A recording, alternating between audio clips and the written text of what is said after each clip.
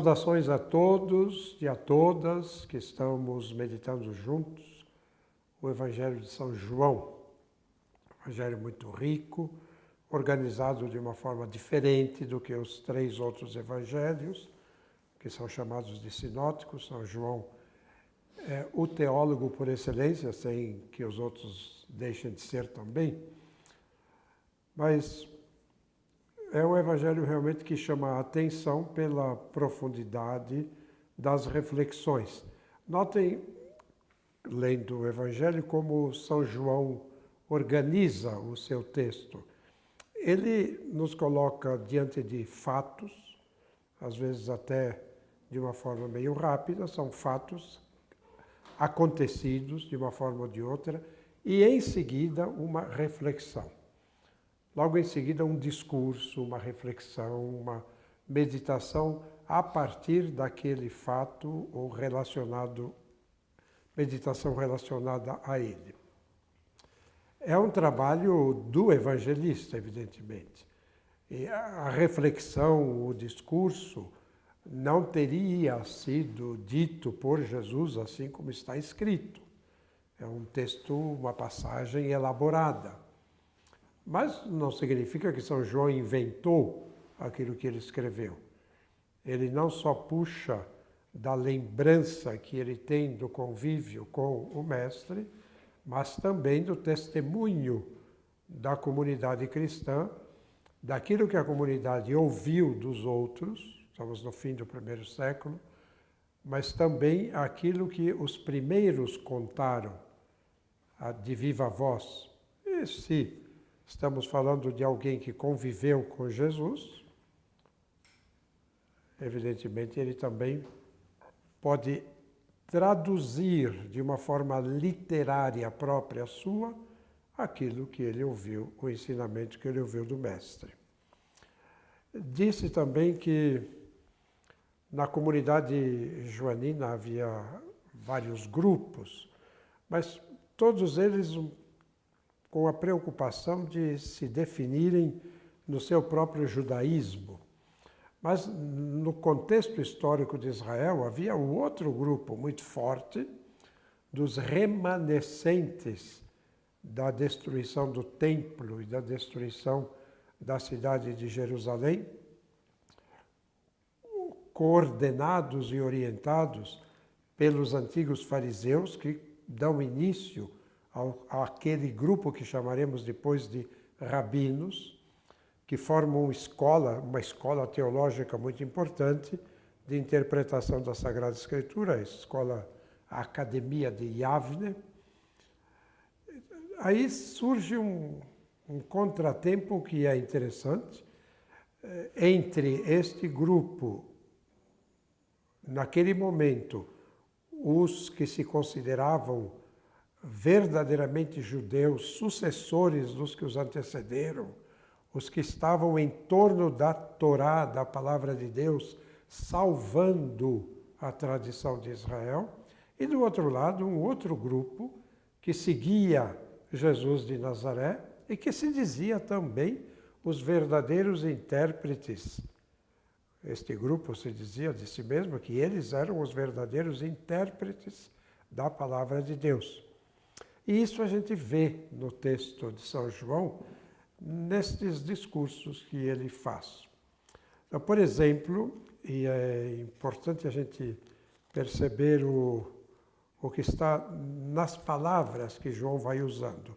No capítulo 5, nós já vimos um dos sinais, aquele enfermo que está na beira da piscina há 38 anos, as águas se mexem, ele não consegue entrar, Jesus o cura, e logo depois, então, tem a cura deste homem, uma pequena discussão, e aí vem um discurso, capítulo 5, versículo 19, retomando a palavra, Jesus lhes disse.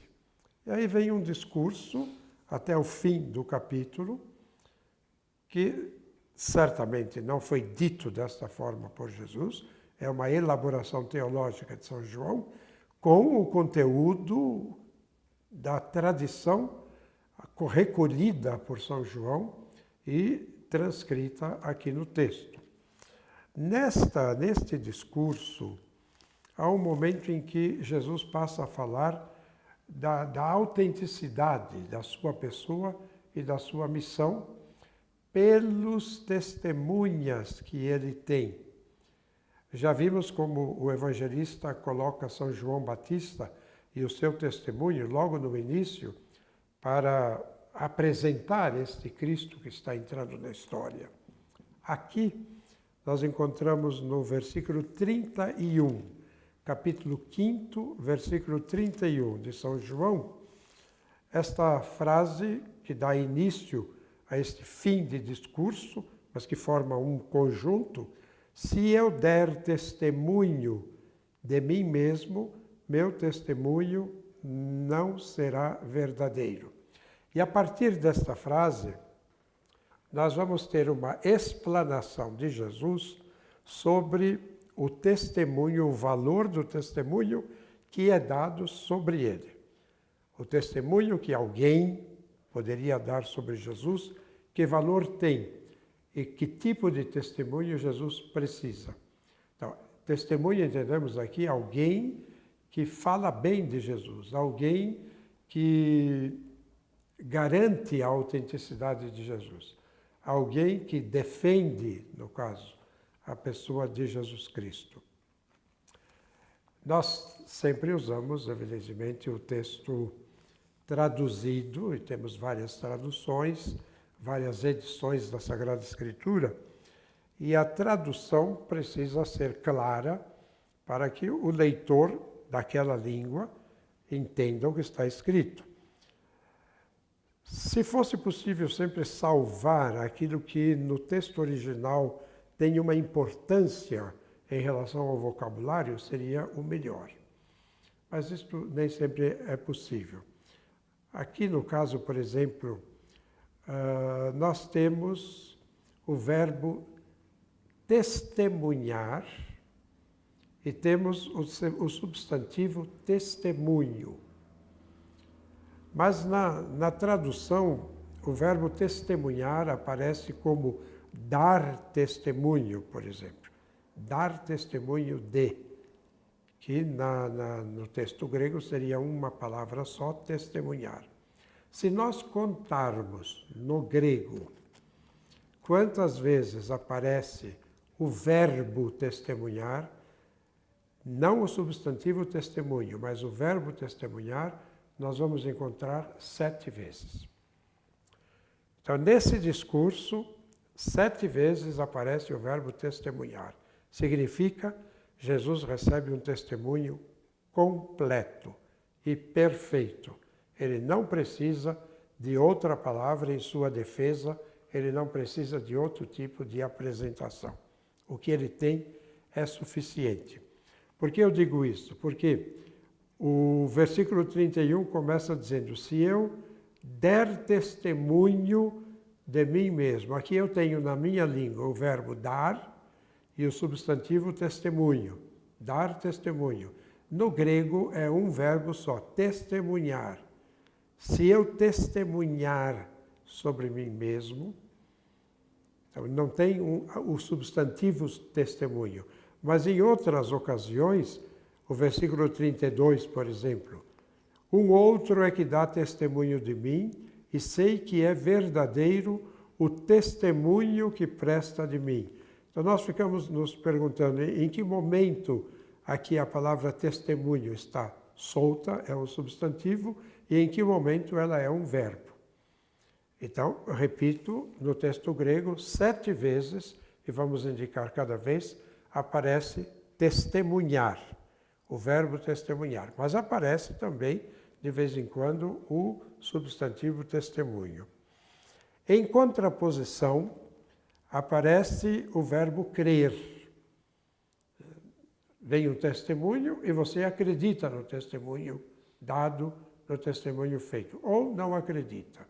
Este verbo crer tem relação à aceitação da pessoa de Jesus. Jesus recebe um testemunho perfeito e você crê nele, ou não crê. Já disse que o número 7 tem o significado de algo completo e perfeito, E o número 6, como não é 7, falta ali alguma coisa, falta ali 1, é um número imperfeito. É alguma coisa inacabada. Então, o testemunho é perfeito 7 vezes. Crer é imperfeito aqui, 6 vezes. Porque, de fato, eles não creem. Eles não aceitam o testemunho que é dado.